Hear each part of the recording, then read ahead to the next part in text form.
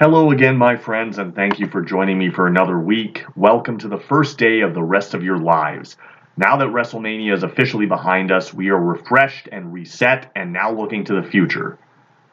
I had originally planned for a review in this episode of the TNA Rebellion show, but prior to recording this, I didn't realize that the show was last night. I thought it was Friday, and thus I have not yet had the time to watch, but certainly looking forward to that one, as they did kind of tease a surprise or two.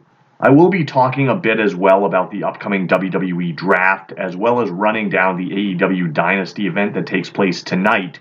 I will have a full review of that for you later. But first, before I go any further, I wanted to bring back a feature that's been missing in action for the last couple of weeks due to WrestleMania, and that is the weekly news brief. So away we go.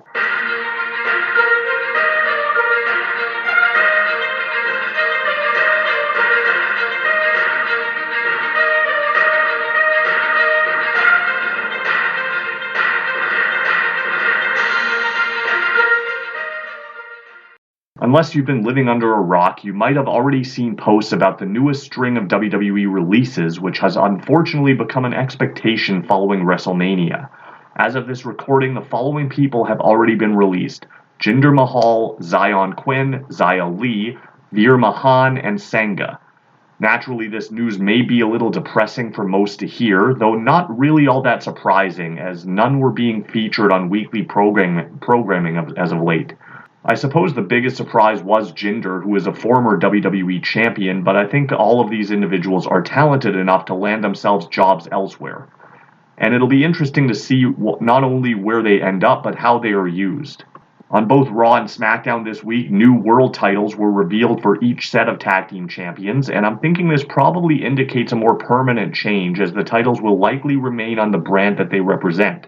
I have no problem with this. The design looks more legit, and I hope that once the draft takes effect in 2 weeks, that they actually stick to it this time. Rhea Ripley was forced to vacate her women's championship due to an apparent injury to her AC joint that she sustained during the angle with Liv Morgan on the April 8th edition of Raw. At this point, it is unknown exactly how long Ripley is expected to be out of action, but it's obviously serious enough that it would require her to vacate the title.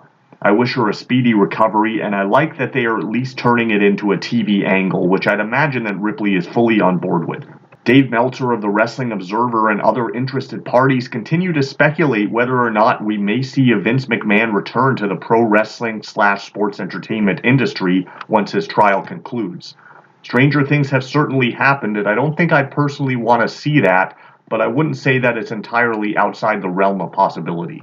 I suppose congratulations are in order for the Paul family, as WWE US champion Logan Paul announced this week on his podcast Impulsive that he and his fiancée Nina Agdal are pregnant with their first child.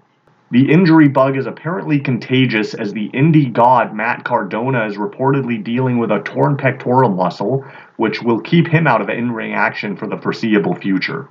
AEW has received a bit of a stern warning from the Oklahoma State Athletic Commission regarding the use of former AEW Women's Champion Nyla Rose at recent events.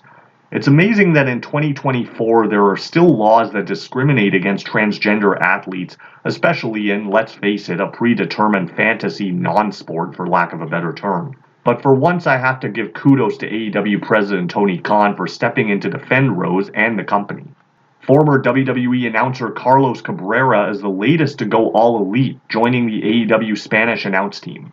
Pregnancy news continues as well, as AEW stars Ruby Soho and Angelo Parker are now pregnant with their first child.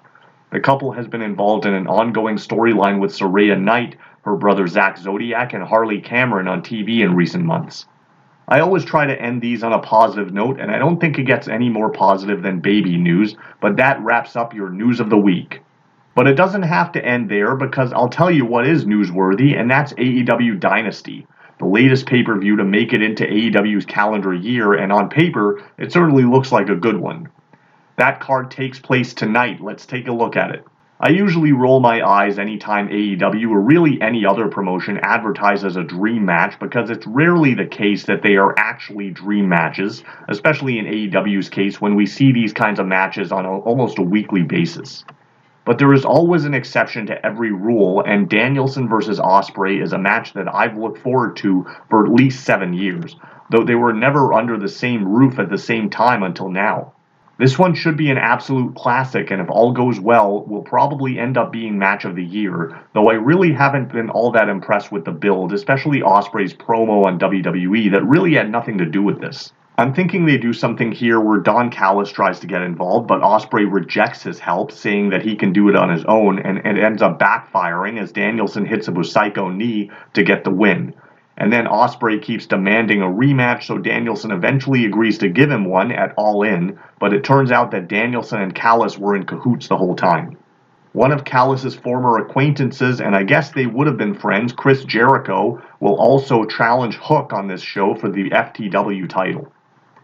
I mentioned on the board how I feel about Hook, so I won't be repeating any of that, but I think Jericho gets the win here via cheap tactics, and then they continue this angle from years ago where he was feuding with ECW and basically putting the belt on the line in a series of open challenges against former ECW talent, and one of them accepts at Forbidden Door, which is none other than Japanese legend Masato Tanaka. I suppose they could also use Tajiri for this spot, but I think Tanaka would make more sense as a former ECW champion. And then they can do the rematch with Hook at All In, with Taz hopefully doing all the talking for his boy. New tag team champions will be crowned in the big ladder match involving two of AEW's best teams, the Young Bucks and FTR. You know, I remember back to when AEW started and how they prided themselves on having the best tag team division in the world, which I'm not so sure applies currently. I mean, what happened? But these are two of the best, and they have never had a bad match, especially against each other. So I'm expecting more of the same here, with the Bucks getting the cheap win, because it's really always more fun to have the babyfaces chase. One babyface that will be chasing is Thunder Rosa, who will do battle with Toni Storm. I'm kind of looking forward to this one, but I think I'm much more impressed with Storm's character work rather than her in-ring ability. It should be a fine match, but I don't think we're getting any title change here. I think Storm holds the belt until at least All In, when she loses to the returning Jamie Hayter. The other women's match on the card is for the TBS Championship, with Julia Hart defending against Willow Nightingale. Mercedes Moné had already challenged the winner of the match for Double or Nothing. I'm not so sure what the deal was with that whole blackout angle a couple of weeks ago, but I'm thinking it's all a setup against Willow and that Mercedes will actually be the one turning, which means Willow should win the title here. The trios match looks good as well, as Julia's three teammates in the House of Black do battle against the team of Adam Copeland, Eddie Kingston, and Mark Briscoe.